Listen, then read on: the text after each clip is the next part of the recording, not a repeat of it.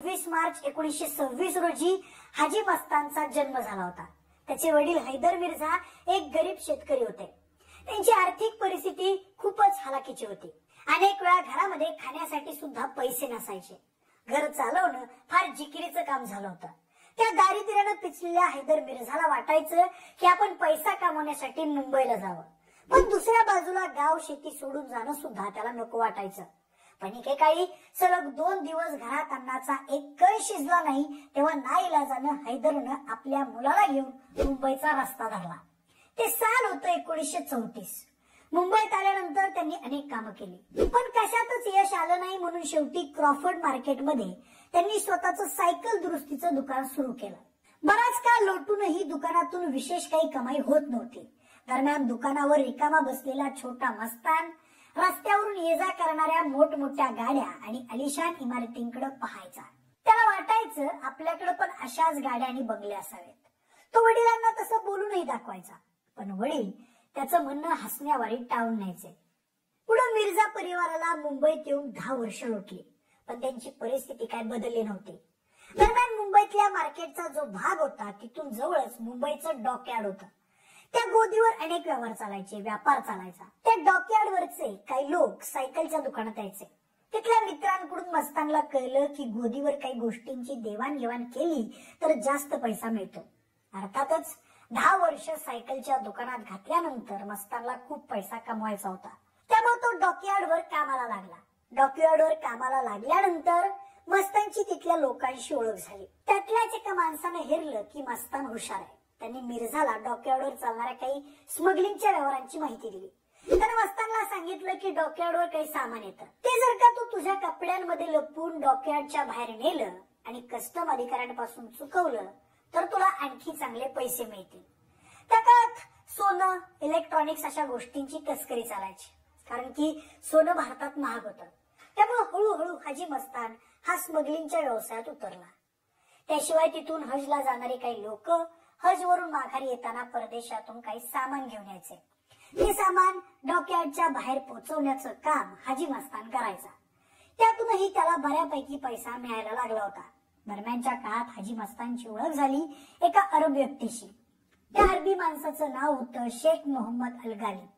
शेख अल गालिबचा मुख्य धंदा होता सौदी अरेबियातून सोनं आणायचा। तो एका खेपेला भरपूर सोनं घेऊन मुंबईत उतरायचा। तिथून ते सोनं हाजी मस्तान त्याची यंत्रणा आणि डोकं वापरून सुरक्षितरित्या बाहेर काढायचा। एक दिवस असंच झालं। गालिब सोन्यानं भरलेला एक भला मोठा बॉक्स मस्तानला देतो, पण तेवढ्यात डॉकयार्डवर कस्टमची धाड पडते आणि कस्टमवाले शेख गालिबला अटक करतात। त्याला 3 वर्षांची शिक्षा होते। पुढे शिक्षा भोगून शेख गालिब तुरुंगाच्या बाहेर येतो।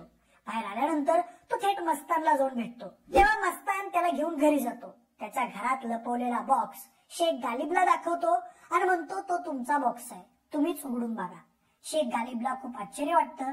3 वर्षानंतरही हजारो सोन्याच्या बिस्किटांनी भरलेला तो बॉक्स जसाच्या तसा असतो। शेख गालिब हाजी मस्तानवर खुश होतो। तो हाजी मस्तानला त्यातली अर्धी सोन्याची बिस्किट देऊन टाकतो आणि पार्टनर व्हायची ऑफर देतो। तिथून पुढे मस्तानचं आयुष्य कायमचं बदलतं। कधी काही डॉकवर कुलीचं काम करणारा मस्तान तेव्हा डॉकयार्डचा किंग झाला होता। 1950च्या दशकात मस्ताननं एक हाती डॉकयार्डवर सत्ता गाजवली। 1956 मध्ये दमण आणि गुजरातचा कुख्यात तस्कर सुकुर नारायण बखिया हा मस्तानच्या संपर्कात आला। दोघांमध्ये मैत्री झाली आणि दोघांनी सोबत काम करण्यास सुरुवात केली। त्या काही सोन्याची बिस्किट, फिलिप्सचे ट्रान्झिस्टर आणि ब्रँडेड घड्यांची खूप मागणी होती, पण टॅक्समुळे तशा प्रकारचं सामान भारतात आणणं परवडण्यासारखं नव्हतं। त्यानंतर दोघांनी मग दुबई आणि येडन इथून सामानाची तस्करी सुरू केली। त्या तस्करीमधून दोघांनाही चांगला नफा मिळत होता। सुरुवातीला मुंबई अंडरवर्ल्ड मध्ये वरदराजन मुदलियार उर्फ वरदाभाई आणि करीमलालाची दहशत होती, पण चोरी, दरोडे, खंडणी, दारू तस्करी पुढे त्यांचा धंदा गेला नव्हता। त्यामुळे त्यांचा एरिया सोडून करीमलाला आणि वरदराजनला दहशत पसरवता आली नव्हती। पण मस्ताननं मात्र थेट सोन्याची तस्करी सुरू करून त्यांच्याही पुढे एक स्टेप टाकली होती। पुढे जाऊन मस्तानचा बिझनेस खूप म्हणजे खूपच वाढला। तेव्हा त्याला बाहुबलाची गरज पडू लागली। मग त्यानं करीमलाला आणि वरदराजनला आपल्या सोबत घेतलं। त्यापैकी वरदराजन सोबत त्याचं चांगलं रिलेशन बनलं होतं, कारण दोघेही तमिळनाडूमधून मुंबईत आले होते। वरदराजन आणि मस्तानच्या भेटीची गोष्ट पण सॉलिड आहे. तर स्वतः मस्तानला व्हायलन्स जास्त आवडायचा नाही. जे बात से काम बनता तो लात काय को मारणे का असा त्याचा फंडा होता आणि तो त्याने आयुष्यभर पाहिला. त्याने एकदाही बंदूक हातात घेतली नाही. त्याचा धंदा काळा असला तरी पांढरा कलर त्याला खूप आवडायचा. त्यामुळेच मस्तानकडे व्हाईट कलरची मर्सिडीज कार होती. त्याच्या अंगात कायम खादीची पांढरी शुभ्र कपडे, पायात व्हाईट कलरचे बूट असायचे. म्हणूनच त्यानं वरदराजन आणि करीम लालाला सोबत घेतलं होतं. त्यांच्याकडे माणसं खूप होती. लाला आणि वरदाच्या साथीनं मस्तानची पॉवर 10 पटीने वाढली. 1970चं दशक येईपर्यंत मस्ताननं सबंध मुंबई काबीज केली होती. मुंबईच्या समुद्रावर फक्त मस्तानचं शासन चालायचं. मस्तानचं जे लहानपणीचं स्वप्न होतं त्यापेक्षा कितीतरी मोठी झेप त्यानं घेतली होती. तो तेव्हा मुंबईच्या सर्वात श्रीमंत आणि सामर्थ्यवान लोकांपैकी एक बनला होता. आजवर त्या मस्तानच्या आयुष्यावर खूप सिनेमे बनले, पण स्वतः मस्तानला सुद्धा बॉलिवूडचं बेकार आकर्षण होतं. हाजी मस्तान बॉलिवूड अभिनेत्री मधुबालाचा प्रचंड मोठा फॅन होता.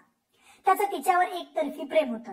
मुंबईतली जुनी लोक सांगतात त्याला तिच्यासोबत लग्न करायचं होतं, पण ते शक्य झालं नाही.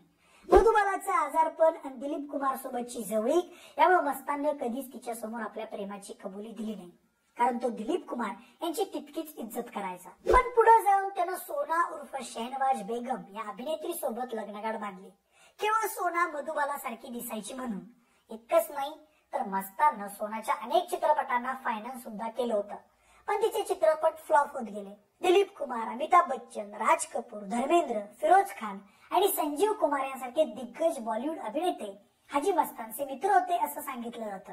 त्याही बॉलिवूडचे अनेक दिग्गज सितारे मस्तानच्या बंगल्यावर दिसायचे. तो त्यांच्या सिनेमांनाही फायनान्स करायचा अशा चर्चा होत्या. एकदा कोणत्या तरी गावात रणधीर कपूरच्या सिनेमाचं शूट सुरू होतं. तेव्हा मस्तान तिथं शूट पाहायला आला होता. तेव्हा लोकांनी त्याला पाहायला खूप गर्दी केली होती. त्यावेळेस रणधीर कपूर म्हणाला होता, लोक उगाचच फिल्मी लोकांना सुपरस्टार म्हणतात, खरा सुपरस्टार तर हाय. इतकी मस्तानची क्रेज होती लोकांच्यात. दरम्यानच्या काळात हाजी मस्ताननं मुंबईमध्ये आपलं वर्चस्व असं प्रस्थापित केलं होतं की पोलीस सुद्धा त्याला दबकून असायचे. कायद्याला तो झुगारत नव्हता.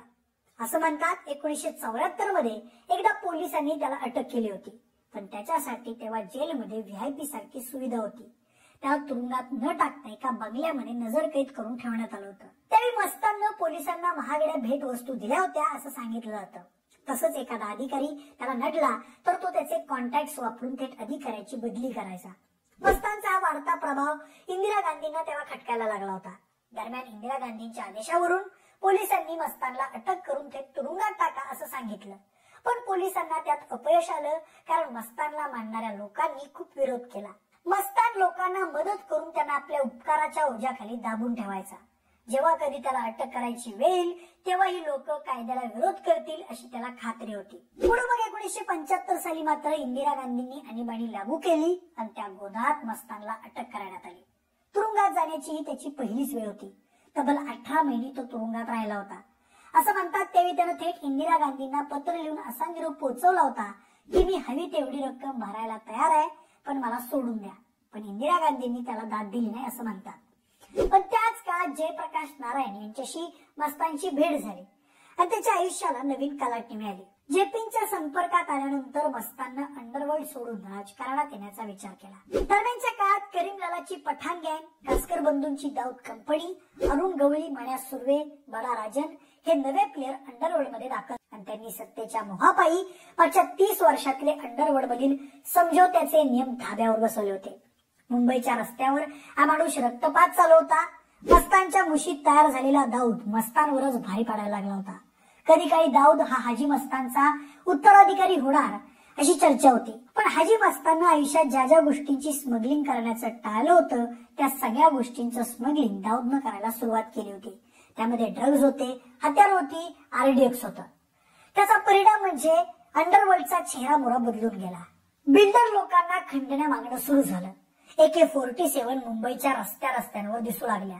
सामान्य मुंबईकर त्यात भरडला जाऊ लागला. पुढे जाऊन तेच RDX मुंबईच्या बॉम्बस्फोटात वापरलं गेलं. मस्तानला तशा गोष्टींची तस्करी करणं अजिबात आवडत नव्हतं. म्हणून त्यानं 70च्या दशकाअखेरीस त्या काळ्या जगापासून फारकत घेतली होती. आणीबाणीनंतर जनता पार्टी सत्तेत आली आणि मस्तानसह जवळपास 40 कुख्यात तस्करांना सोडून देण्यात आलं. त्याबद्दल आजही दबक्या आवाजात अशी चर्चा केली जाते किंवा आरोप केला जातो की मस्ताननं आणीबाणी लागू होण्यापूर्वी अनेक मोठ्या नेत्यांना पोलिसांपासून वाचण्यासाठी आणि पळून जाण्यासाठी मदत केली होती आणि त्यामुळं जनता पार्टी सरकारनं मस्तानची मदत केली होती. पण त्यात तथ्य नसल्याचं तत्कालीन जनता पार्टीच्या नेत्यांनी सांगितलं होतं. अखेर 1980च्या दशकात मस्ताननं गुन्हेगारी विश्वाला कायमचा रामराम ठोकला आणि राजकारणाकडे मोर्चा वळवला. 1984 मध्ये महाराष्ट्राचे दलित नेते जोगेंद्र कावडे यांच्या सोबत मिळून त्यानं दलित मुस्लिम सुरक्षा महासंघ पक्षाची सुरुवात केली. 1990 मध्ये त्या पार्टीचं भारतीय अल्पसंख्याक महासंघ असं नामकरण करण्यात आलं. बॉलिवूड सुपरस्टार दिलीप कुमार यांनी त्या राजकीय पक्षाचा भरपूर प्रचार केला. पक्षाच्या अनेक कार्यक्रमांमध्ये त्यांनी उपस्थिती दर्शवली होती. निवडणुकीमध्ये त्यानं त्याचा काळा पैसा मोठ्या प्रमाणावर वापरला, पण मस्तानच्या पक्षाला राजकारणात अपेक्षित यश मिळालं नाही.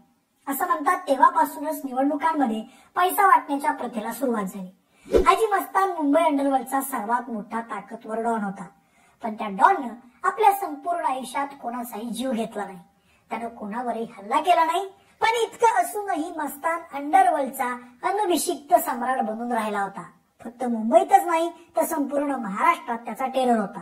आयुष्याचा शेवटचा काळ त्याने त्याची पत्नी आणि दत्तक घेतलेल्या मुलासोबत व्यतीत केला.